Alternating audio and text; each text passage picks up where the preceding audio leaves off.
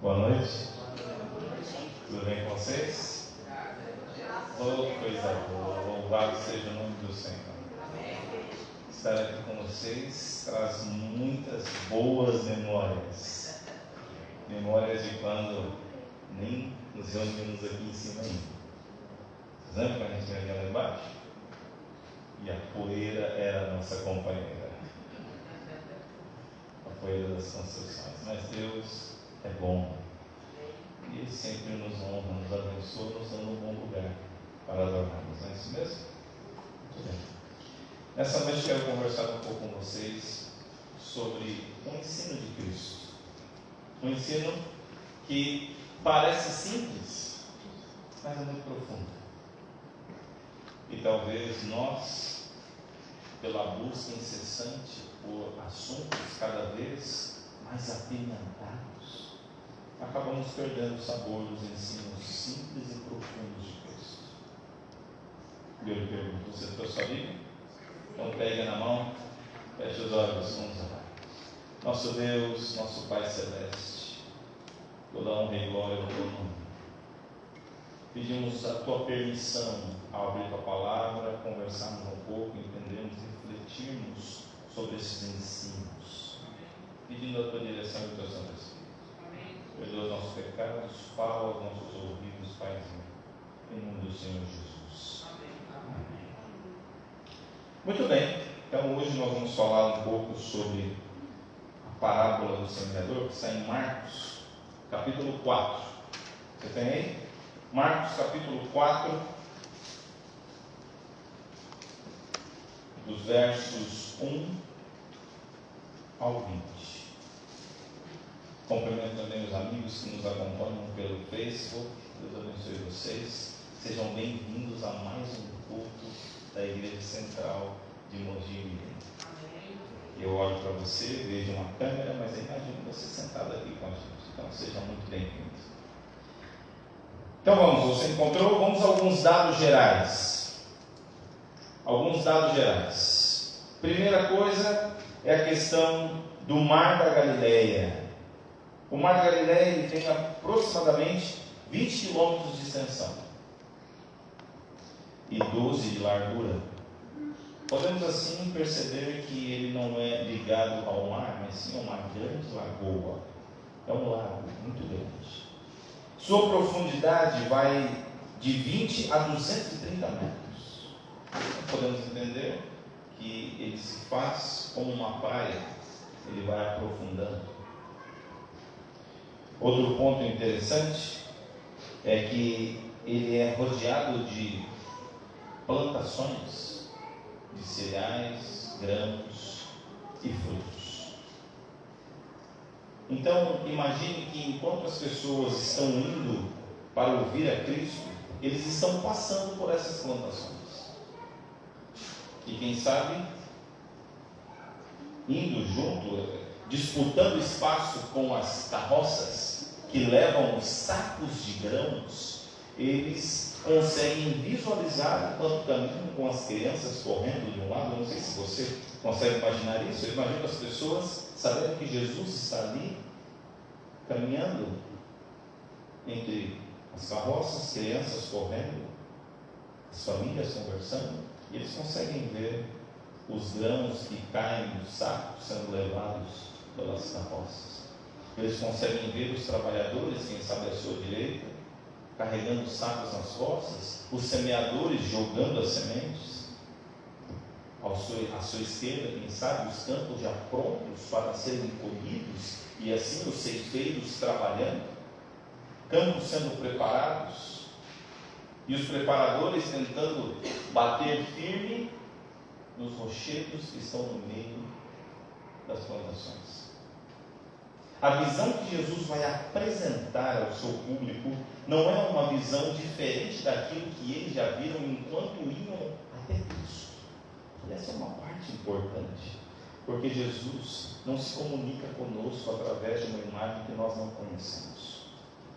Ele sempre se comunica através de uma imagem conhecida para nós. E isso torna a comunicação de Jesus praticamente pessoal, direta. Porque fala ao seu e ao meu coração, num cenário que é comum a cada um de nós. Quem sabe se ele fosse revelar ou contar uma parábola para o meu querido irmão Pedro, ele ia dentro de uma oficina e falaria ali das muitas ferramentas que existem. E assim por diante, não é mesmo? Muito bem. Quem é o público de Cristo? O público de Cristo se encontra no capítulo 3, versos 7 e 8. Você pode acompanhar comigo? Lucas, capítulo 3, versos 7 e 8. Muito bem. É Marcos isso? Obrigado, meu amor. Que seria da minha vida sem você? Seria um homem incompleto e infeliz.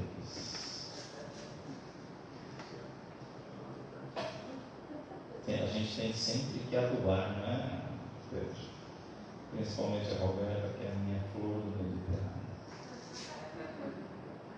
Muito bem, os versos 7 e 8 vão dizer assim: retirou-se Jesus com os seus discípulos para os lados do mar, seguia-o da Galileia uma grande multidão, também da Judéia, de Jerusalém, da Idumeia, além do Jordão e dos arredores de Tiro e de Sidom, uma grande multidão, sabendo quantas coisas Jesus fazia, veio ter com ele. É a mesma multidão que está com Jesus ao redor do mar da Galileia, aqui no capítulo 4.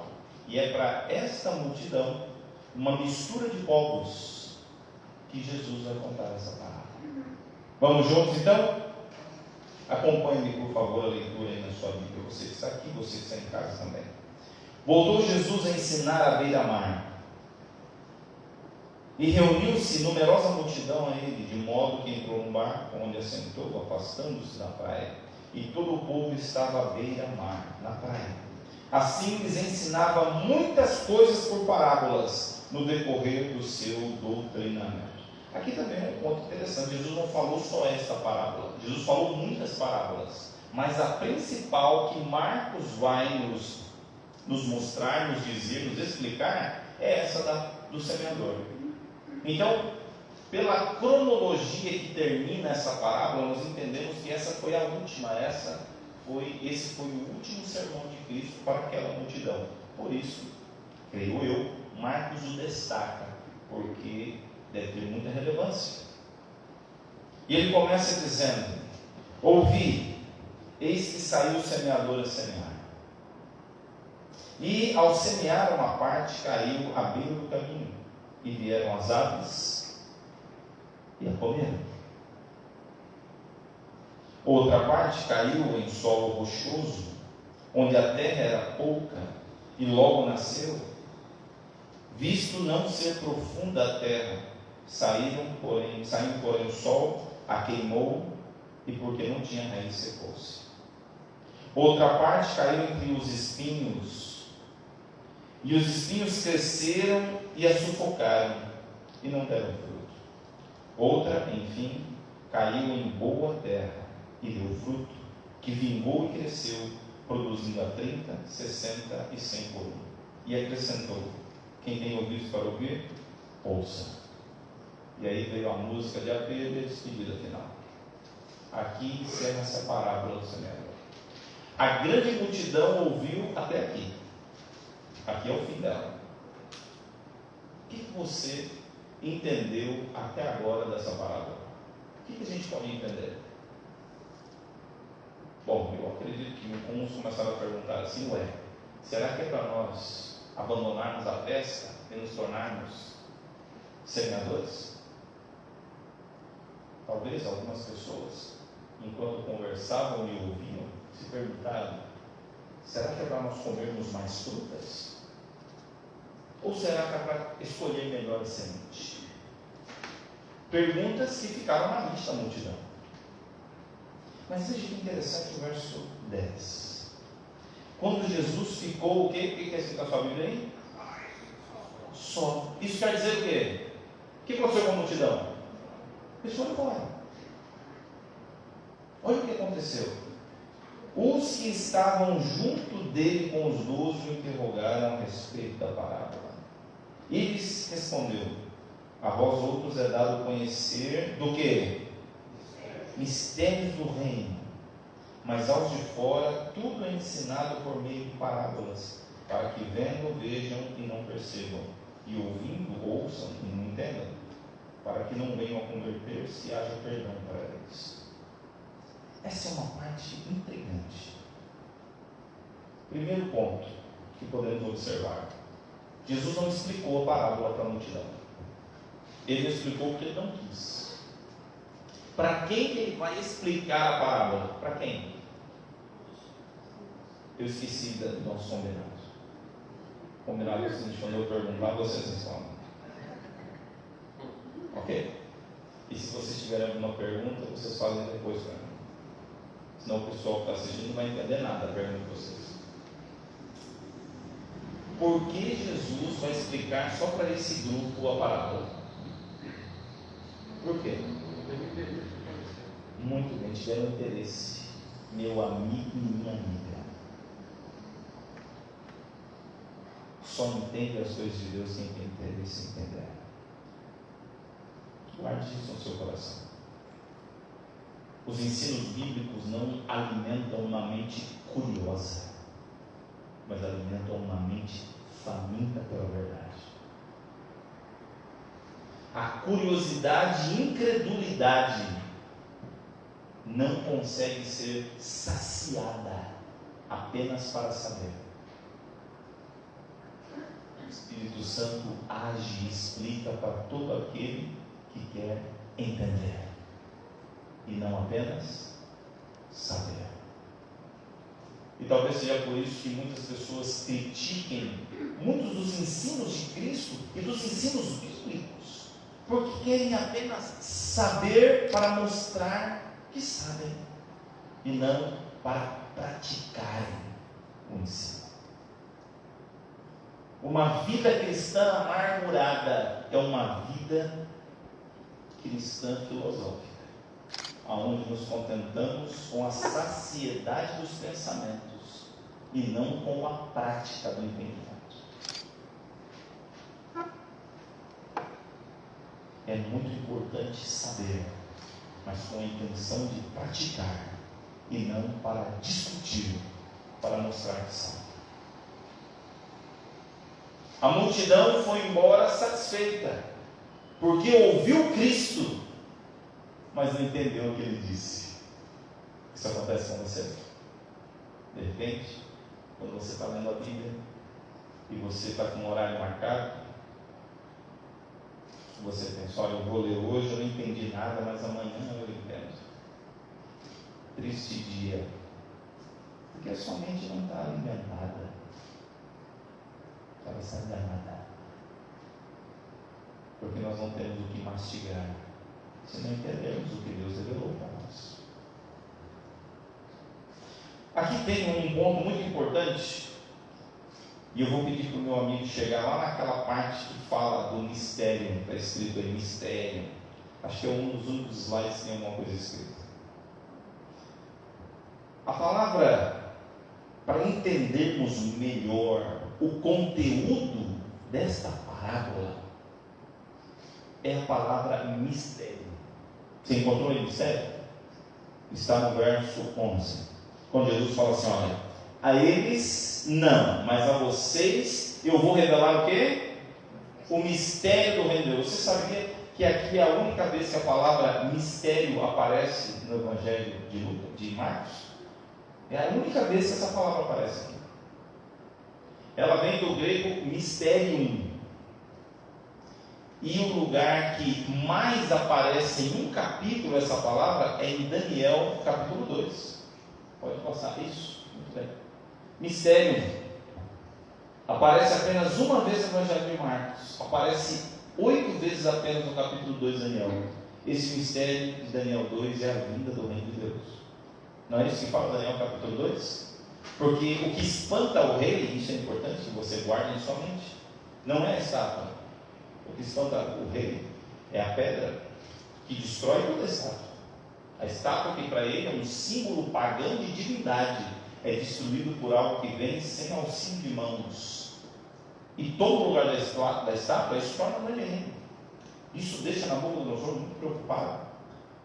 E no capítulo 2, verso 18, em sua oração, Daniel vai dizer que o Senhor, que é o grande revelador dos mistérios. Quando Marcos coloca essa palavra mistério aqui, ele pode estar chamando nossa atenção para o conteúdo que essa parábola tem como intenção ao chegar à nossa mente. Essa parábola então fala sobre o reino de Deus, a vinda de Cristo. Sobre a vinda de Cristo ela fala. Outro ponto intrigante, não sei se para você, mas é para mim, é a partir do verso 11, quando Jesus fala assim: olha, mas aos de fora, tudo se ensina por parábolas, para que vendo vejam e não percebam, e ouvindo ouçam e não entendam, para que não venha converter-se e haja perdão para eles. Aqui Marcos está citando Isaías capítulo 6, versos 9 e 10. O contexto geral de Isaías 6, 9 e 10 é a dureza do coração do povo de Israel e de Judá, que sabiam os mandamentos de Deus, mas preferiam seguir os seus próprios pensamentos. É como se Deus dissesse: como você está ocupando a sua mente com os seus objetivos, você vai ouvir o que eu quero te dizer, mas você não vai entender. Porque coração não é lugar para ser desfrutado, é lugar de ser entregue a Deus. Nosso coração não é lugar de vitória, nosso coração é lugar de derrota. A derrota dos meus objetivos, para serem implantados os objetivos de Deus. Esse é o lugar do nosso coração.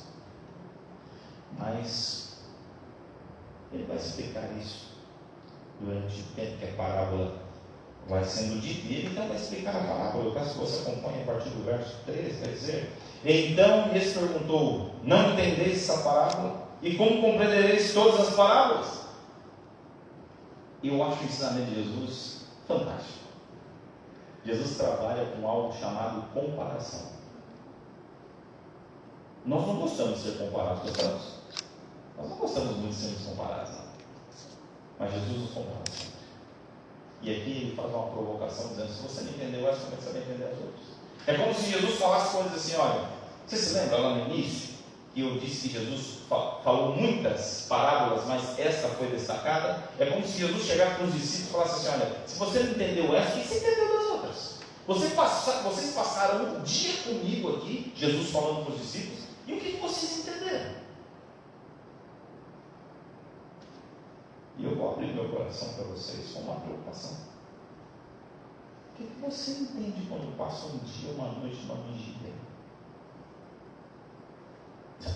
Eu acho interessante quando vou conversar com pessoas que participam de vigílias, e o maior tema que se lembra é o seguinte: conseguir passar a noite acordado em nome de Jesus.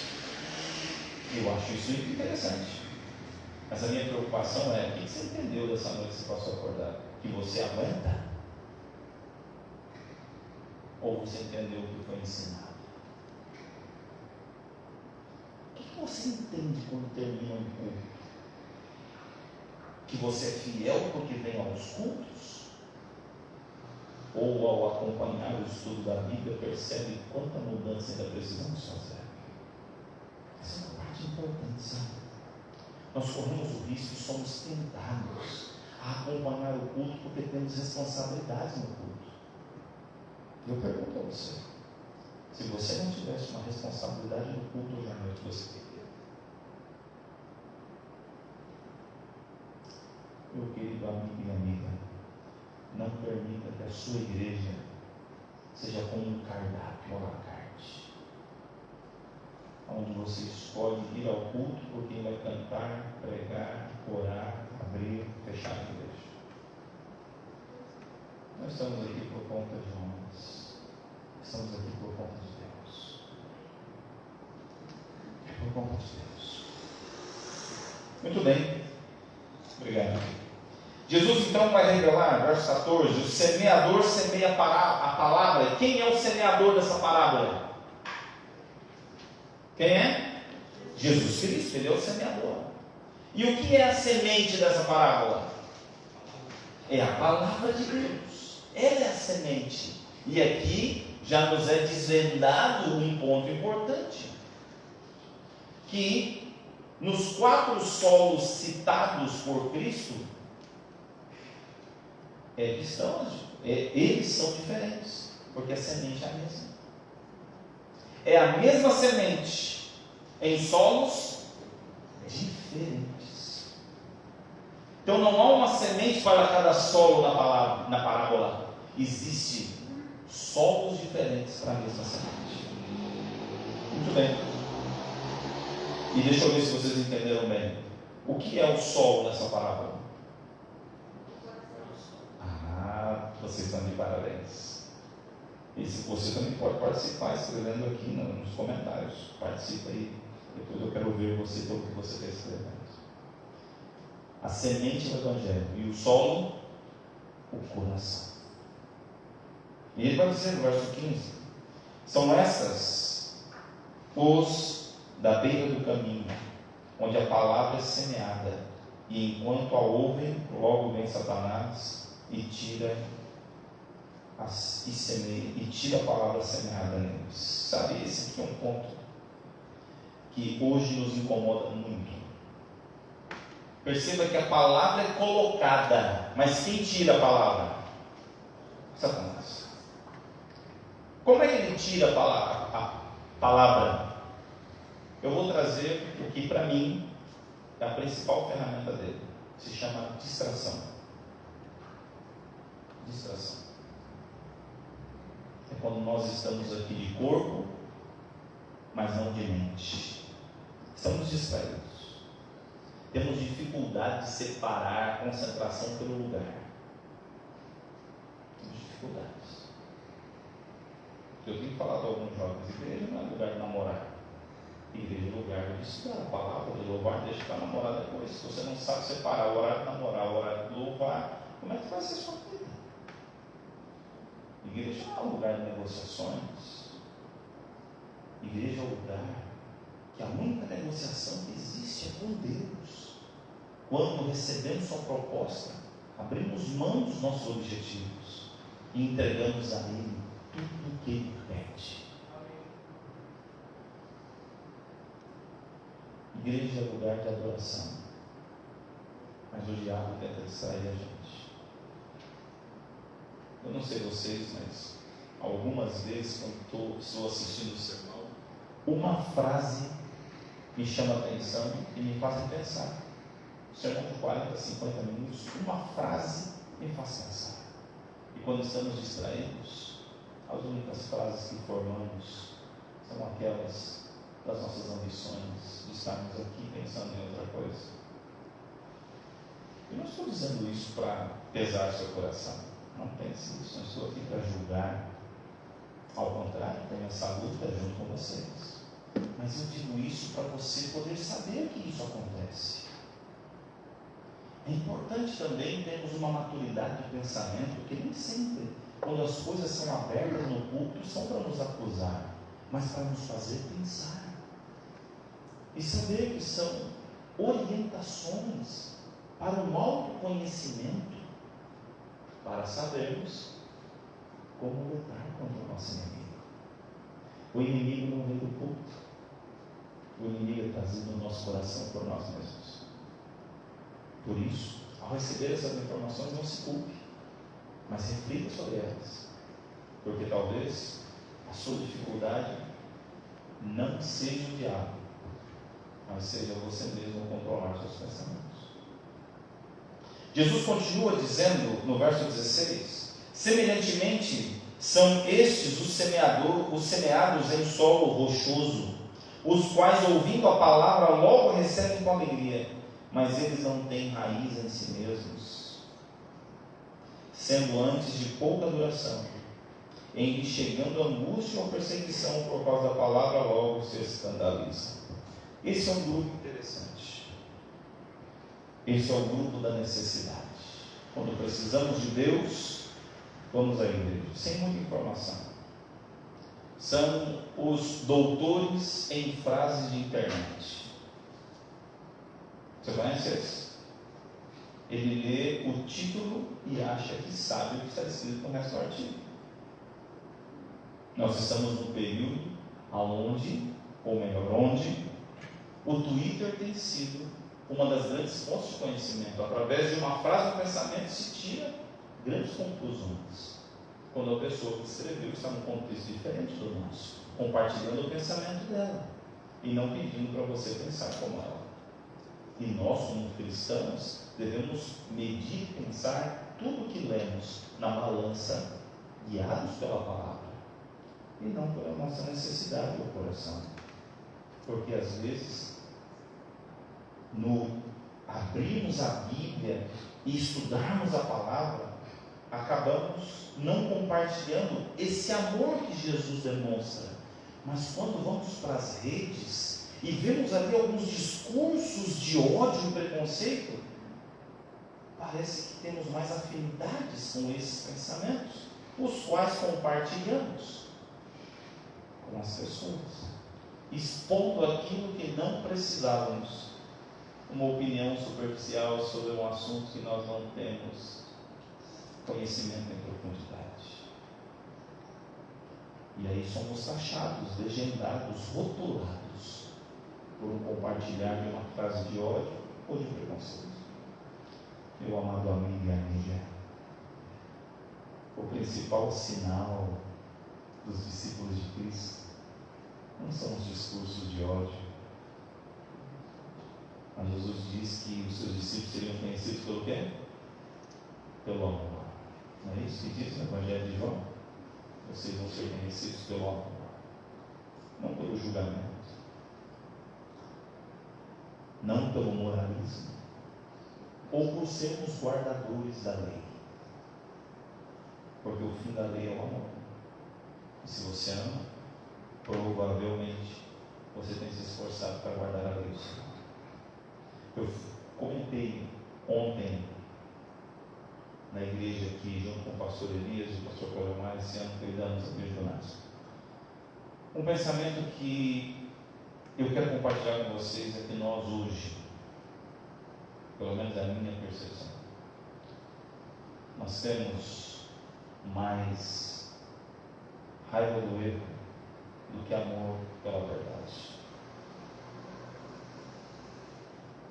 Isso deve ser um pensamento que eu convido você a refletir.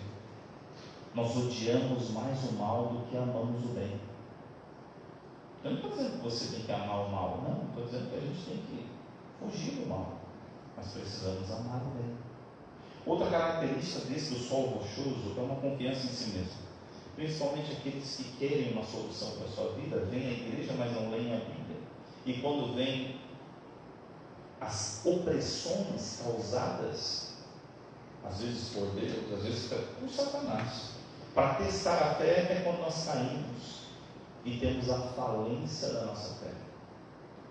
É naquele momento que você descobre que o sábado é o dia do Senhor e não tem coragem de falar com o seu chefe.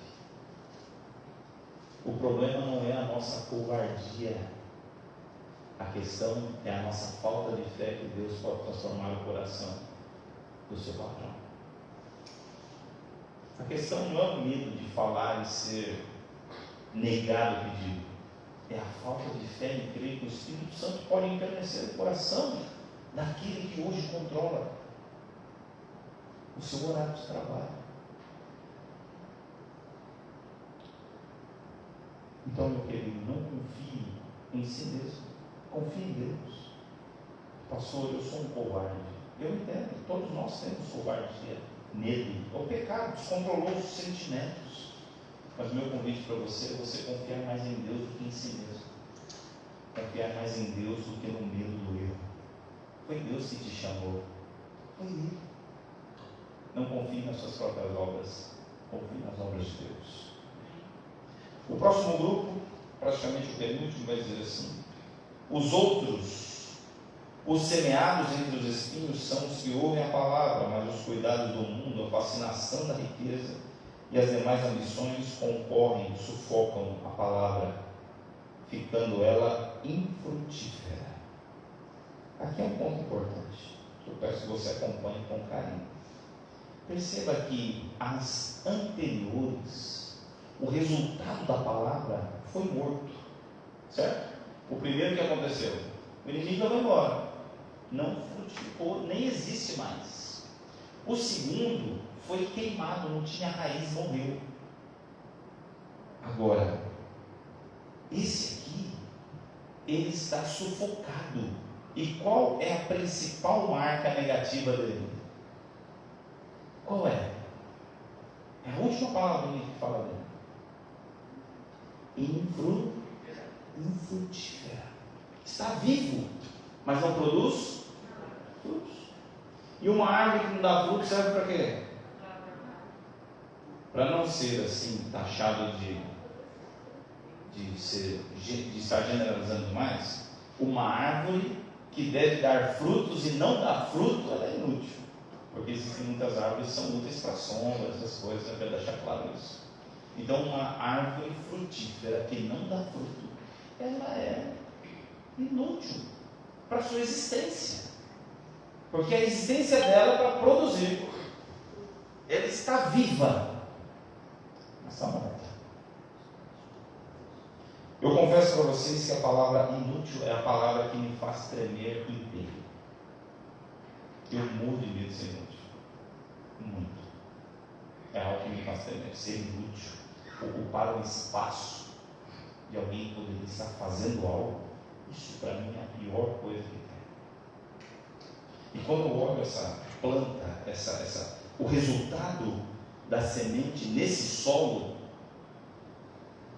percebemos que há uma disputa entre o resultado da palavra de Deus e o meu desejo pelos meus próprios resultados. Eu vou melhorar isso.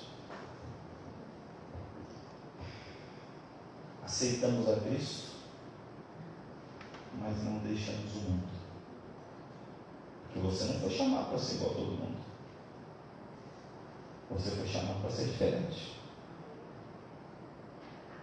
Você foi chamado para ser exemplo e não para ser igual.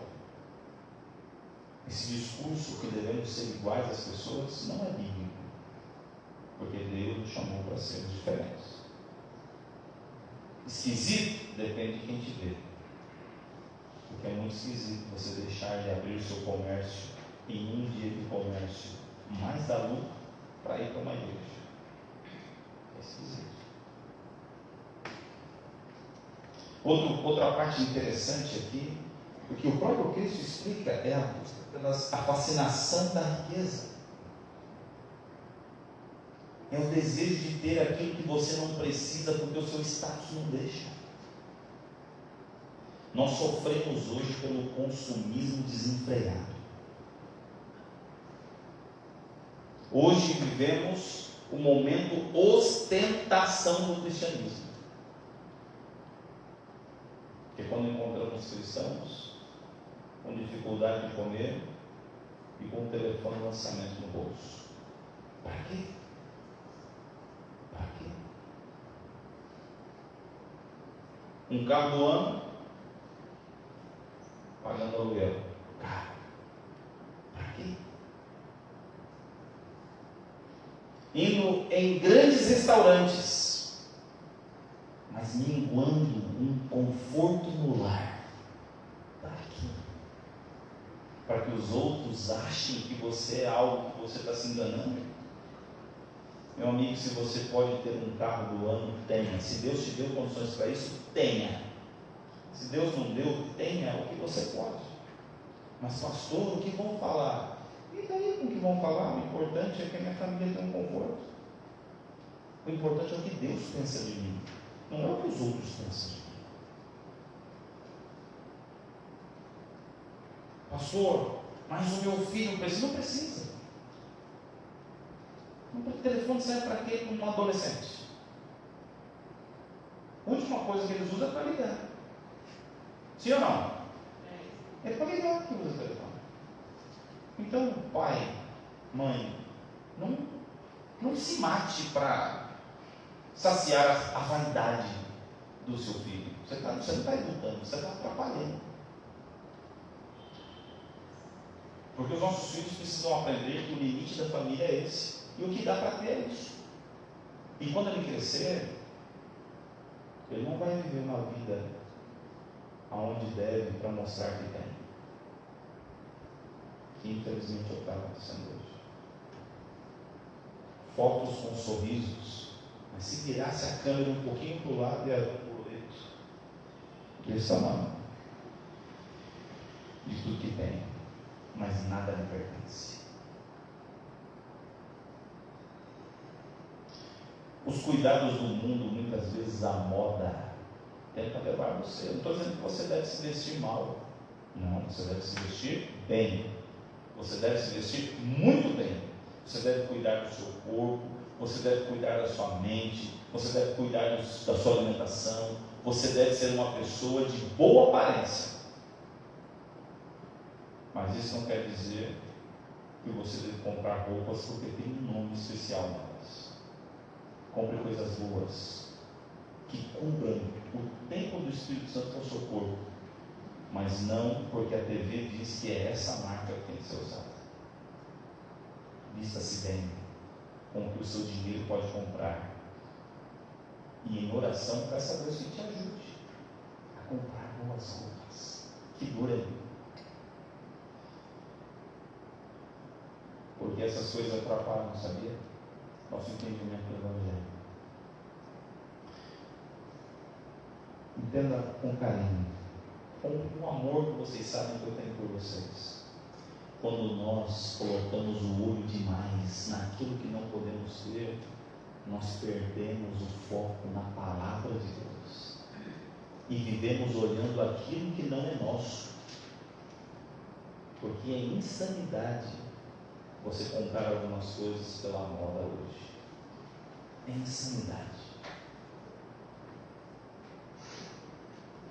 Eu repito, se Deus te deu condições para comprar, compre. Deus te deu, use. Agora, se Deus acha que você não deve ter o que você gostaria de ter, fique satisfeito com o que você tem. Porque se você talvez tivesse mais, você não estivesse, você não estaria aqui. Bom, tem que chegar ao fim, senão vocês vão embora, vamos deixar aqui falando sozinho. Último ponto, tudo isso que eu falei não vai tirar sua salvação. Isso tem que deixar claro para você. Mas vai deixar você infrutífero. Isso é importante. Isso pode não tirar você do céu, mas você não vai levar ninguém com você. A última parte vai dizer o seguinte: os que foram semeados em boa terra são aqueles que ouvem a palavra e a recebem, frutificando a 30, a 60 e a 100 por ano. Quem são esses? São aqueles que declinam sobre a palavra de Deus e dizem: Senhor, fala comigo. São aqueles que, quando Deus mostra, é isso que eu quero que você pare, você pode não conseguir parar na hora, mas é o seu objetivo de vida. São aqueles que, quando ouvem a vontade de Deus, trocam o que Deus planeja para ser seu planejamento. Tiram o seu e trocam pelo de Deus. São aqueles que não têm vergonha de confessar seus pecados cometidos contra a esposa, contra o marido, contra os filhos. É o marido que, quando percebe que estava errado, diz: esposa, me perdoe, porque eu estava errado. É a esposa que entende que errou e fala: esposo, me perdoe. São os pais que percebem que ensinaram errado seus filhos e chegam para os filhos e falam: filho, filha, papai e a mamãe erraram, mas agora nós vamos acertar. São aqueles que fazem as pazes com as pessoas que magoou ou foi magoado, porque entende que fazer as pazes com o outro é o caminho aberto para fazer as pazes com Deus, e não o inverso. E eu quero aqui rapidamente lembrar Mateus 18, e diz lá que se você tem um problema com o teu irmão, faz o quê? Vai para a igreja, ore a Deus, está tudo certo. É isso que está escrito lá? É para fazer o quê? Se acerta com ele para fazer as pazes com quem também? Com Deus. Não adianta você fazer as pazes só com Deus. Ele está de bico virado para o irmão. Primeiro faz as pazes com o irmão, para que esse irmão veja Deus em você. Não espere ver Deus nos outros. Espere que os outros vejam Deus em você. E você vai ter paz. Esses são aqueles que se colocam à disposição de Deus. Vêm aos cultos e fazem esforço para isso, mas não ficam tristes quando alguma impossibilidade não permite que venham, porque para um cristão que tem a palavra de Deus plantada na boa terra do coração, a igreja não é o único lugar de adoração. O lugar de adoração é onde ele está. Seu emprego é um lugar de adoração. Seu emprego é um altar, sua casa é um altar, o campo ou a quadra de esportes é um altar. Os lugares que você frequenta são altares. Então a igreja não é tudo na nossa vida.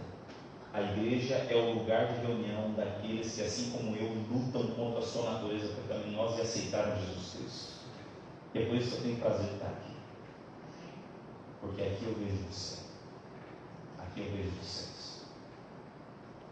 Aqui nos vemos. O sagrado aqui é quando nos reunimos, porque onde estiverem dois ou mais, é ali que vai estar.